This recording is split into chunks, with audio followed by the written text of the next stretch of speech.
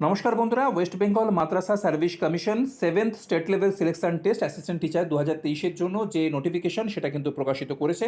আপনারা যারা যারা মাদ্রাসা সার্ভিস কমিশনের জন্য আবেদন করতে যাচ্ছেন অবশ্যই ভিডিওটা কিন্তু প্রথম থেকে শেষ পর্যন্ত একবার দেখে নিন, কারণ এই নোটিফিকেশনে বলা রয়েছে যে আপনারা কারা আবেদন করতে পারবেন, কত নম্বরে আপনাদেরকে পরীক্ষা দিতে হবে, আপনাদের হচ্ছে কোয়ালিফিকেশান কি থাকতে হবে, আপনাদের age limit, last age limit কত, আপনাদের ফিস কত, তো ইত্যাদি নিয়ে, এবং একজন প্রার্থী কটা পদের জন্য আপনারা আবেদন করতে পারবেন, এবং সবথেকে বড় কথা নেগেটিভ মার্কিং থাকছে কিনা, তো ইত্যাদি নিয়ে ভিডিওটা প্রথম থেকে শেষ পর্যন্ত প্রথম থেকে দেখুন, এবং অবশ্যই কিন্তু চ্যানেলটিকে আপনাদের সাবস্ক্রাইব করে বন্ধুদের সাথে শেয়ার করে দেবেন। তো বন্ধুরা, তো দেখুন প্রথমে নোটিফিকেশনটা যদি আমরা দেখে নিই, সেটা হচ্ছে প্রথমে দেখুন এজ হচ্ছে আপনাদের মিনিমাম এজ আপনাদের 21 বছর হতে হবে, এবং 1/1/2023 অনুযায়ী, এবং 40 বছর হতে হবে আপনাদের কিন্তু ম্যাক্সিমাম এজ 1/1/2023 অনুযায়ী। আচ্ছা, এবং দেখুন রিল্যাক্সেশন যেটা আপনারা এজ পান, যারা এসসি এসটি পিএইচ ক্যাটাগরি রয়েছেন তারা তো রিল্যাক্সেশন পাবেনই। আচ্ছা, এখানে আমরা যদি দেখুন মোড অফ সিলেকশন যদি আমরা দেখি, এখানে 1 to 4 অর্থাৎ প্রাইমারি সেশন আপনারা জানেন। দেখুন টেট এক্সামিনেশন হবে, ওএমআরএ হবে, এটা বলা হয়েছে। কী কীতে হবে দেখুন, চাইল্ড পেডাগগিতে আপনাদের 30 নম্বর থাকছে, ল্যাঙ্গুয়েজ 1 এবং ল্যাঙ্গুয়েজ 2 এখানে আপনাদের 30 আপনারা পাবেন, এবং আপনাদের সাবজেক্ট টেস্ট হবে অ্যারাবিকে, সেখানে 30 নাম্বার, এবং এনভায়রনমেন্ট স্টাডিজের উপরে 30 নাম্বার। টোটাল কিন্তু আপনাদের থাকছে কত, 150 মার্কস। এবং এখানে দেখুন আপনাদের যেটা বলা হয়েছে সেটা হচ্ছে এলিজিবিলিটি, সেটা কী বলা হচ্ছে, আপনাদেরকে পাস্ট হতে হবে কিসে, ফাজিল অথবা হায়ার সেকেন্ডারিতে আপনাদেরকে কিন্তু অ্যারাবিক থাকতে হবে, এবং 50% নাম্বার থাকতে হবে, সঙ্গে আপনাদের ডিএলএড অথবা বিএড যে কোনো একটা থাকতে হবে, এবং সেটা যেন এনসিটি দ্বারা গ্রাহ্য হয়। এবং candidates after passing TET will be have to sit the examination, এবং আপনারা যখনই টেটটা পাস করে যাবেন তখন কিন্তু আপনাদেরকে মেন এক্সামিনেশনে বসতে হবে। সেই মেন এক্সামিনেশনটাও কিন্তু আপনাদের ওএমআরএ হবে, এবং তার জন্য কিন্তু আপনাকে 90 মার্কের পরীক্ষা হবে, দেখতে পাচ্ছেন। তো এরপরে আমরা চলে যাব সেটা হচ্ছে 5 থেকে 8, যেটা আমাদের আপার প্রাইমারি। তখন আপার প্রাইমারি ক্ষেত্রেও সেম টেট আপনাদের এক্সাম দিতে হবে, আপনাদের এমসিকিউ হবে, ওএমআর সিটি আপনাদের পরীক্ষা হবে। তো কী কী থাকছে এখানে দেখুন, এখানেও চাইল্ড পেডাগগিতে আপনাদের 30 নাম্বার, ল্যাঙ্গুয়েজ 1-এ 30, ল্যাঙ্গুয়েজ 2-এ 30, এবং অ্যারাবিক অথবা অ্যাডভান্স অ্যারাবিক থিওলজিতে হচ্ছে আপনাদের 60 নাম্বার থাকবে, এবং টোটাল হচ্ছে আপনাদের 150 নাম্বার। এবং এক্ষেত্রে আপনাদের যে এলিজিবিলিটা বলেছে সেটা হচ্ছে গ্র্যাজুয়েট অথবা পোস্ট গ্র্যাজুয়েট, এবং 50% নাম্বার থাকতে হবে, না গ্র্যাজুয়েটে নাহলে পোস্ট গ্র্যাজুয়েটে, সঙ্গে আপনাদের বিএড হতে হবে, or graduate or post graduate with 50% marks with B Ed before 29/7/2011।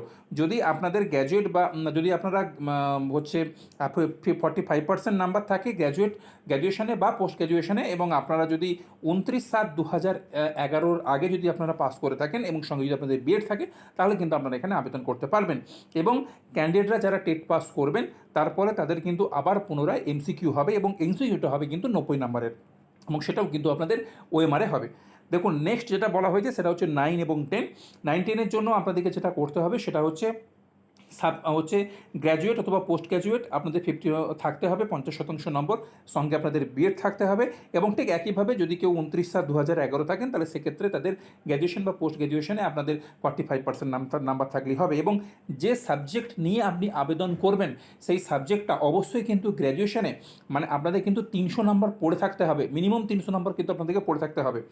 Number 4-এ যেটা বলা হয়েছে সেটা দেখুন 11 এবং 12-এর জন্য, সেখানেও কিন্তু আপনাদের যেটা বলা হয়েছে যে আপনাদের মেন এক্সাম হবে 90 মার্কসের।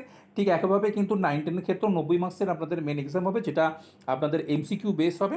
আর হচ্ছে এখানেও দেখুন এলিজিবিলিটি যেটা বলেছে যে পোস্ট গ্র্যাজুয়েট আপনাকে হতে হবে, 50% মার্কস আপনাকে থাকতে হবে, সঙ্গে বিএড থাকতে হবে, এবং একইভাবে 29/7/2011 আগে যদি আপনাদের হয়ে থাকে তাহলে সেক্ষেত্রে আপনারা যেরকম 45% মার্কস এবং বিএড থাকলে আপনাদের কিন্তু চলবে।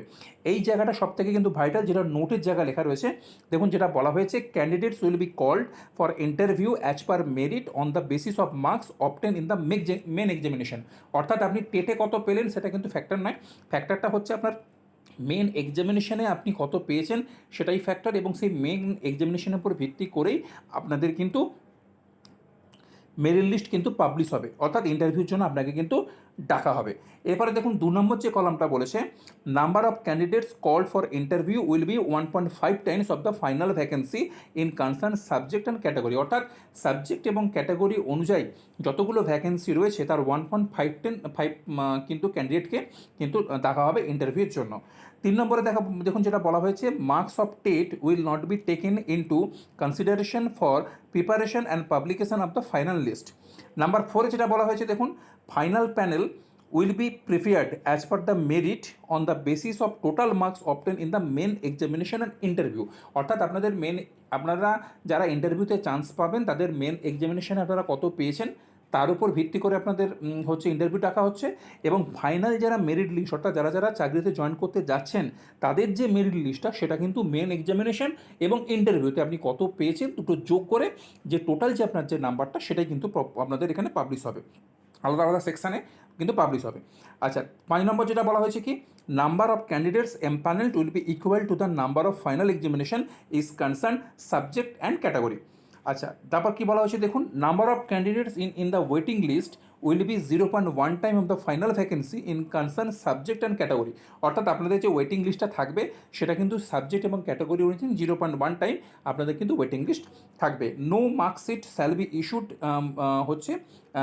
ইন দ্য ক্যান্ডিডেট, অর্থাৎ ক্যান্ডিডেটকে কিন্তু কোনো মার্কশিট ইস্যু করা হবে না।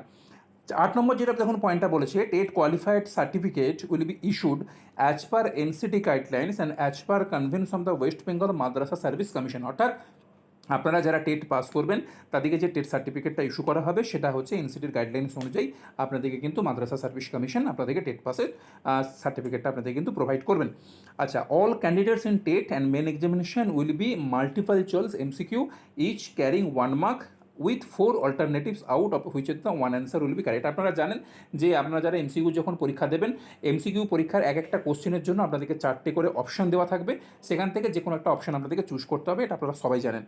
আচ্ছা, 10 নম্বর যে কলমটা বলা হয়েছে দেখুন, candidates will have to mark only one option out of four option, অর্থাৎ 4টে অপশনের মধ্যে আপনাদেরকে একটা অপশন এখানে চুজ করতে হবে, এবং মার্কিং মোর দ্যান 1 অপশন, অর্থাৎ যদি আপনি ভুল করে একই প্রশ্নের জন্য 2টো মার্ক করে দেন তাহলে সেটা কিন্তু আপনাদের ক্যালকুলেট হবে না, এটা কিন্তু পরিষ্কার এখানে বলে দেওয়া হয়েছে।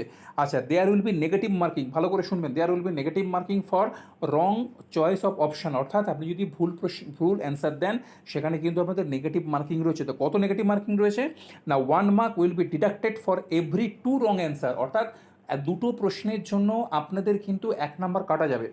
নাম্বার 12 দেখুন, এ candidate can apply 1 category in 1 subject and in 1 subject only either 1 to 4 or for 5 to 8 or 9 to 10 or 11 to 12, অর্থাৎ একজন প্রার্থী কিন্তু আপনাদের আবেদন করতে পারবে নাই আপনাদের প্রাইমারি, নাই আপার প্রাইমারি, নাই 9, 10, নাই 11, 12-এ। নাম্বার 13 দেখুন, providing incorrect and false information will be lead the cancellation of অর্থাৎ আপনি যদি কোনো কিছু ফলস ইনফরমেশন বা ভুল কোনো তথ্য দিয়ে আপনি ফর্ম ফিল আপ করেন, চাকরিও যদি আপনি মেরিট লিস্টে আসেন, পরবর্তীকালে সেটা যদি প্রমাণিত হয় তাহলে কিন্তু আপনার বিরুদ্ধে লিগ্যাল অ্যাকশন নেওয়া হবে এবং আপনার চাকরিটা কিন্তু বাতিল হবে।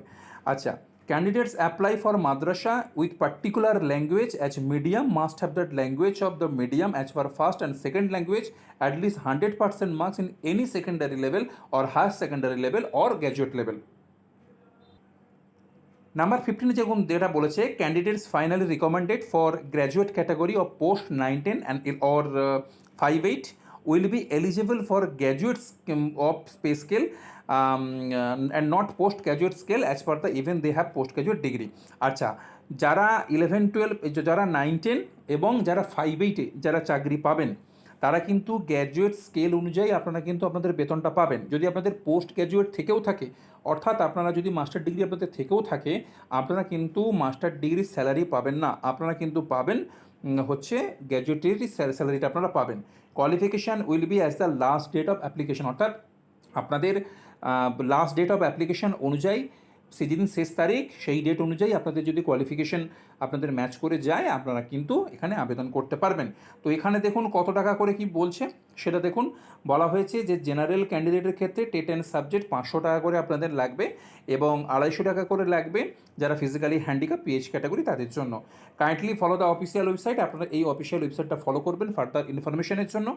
যদি আপনাদের এক্সামিনেশন রিলেটেড কোনো কোয়ারি থাকে তাহলে আপনারা এই ফোন নাম্বারগুলোতে কন্ট্যাক্ট করবেন। যদি আপনাদের ব্যাঙ্কিং ট্রানজ্যাকশনের সময় কোনো কিছু ইস্যু হয় তাহলে কিন্তু অবশ্যই আপনারা তলার দুটো ফোন নাম্বারে আপনারা কন্ট্যাক্ট করতে পারবেন। তো আশা রাখছি ভিডিওটি আপনাদের ক্ষেত্রে অত্যন্ত ইনফরমেটিভ হয়েছে। সবাই ভালো থাকুন, সুস্থ থাকুন।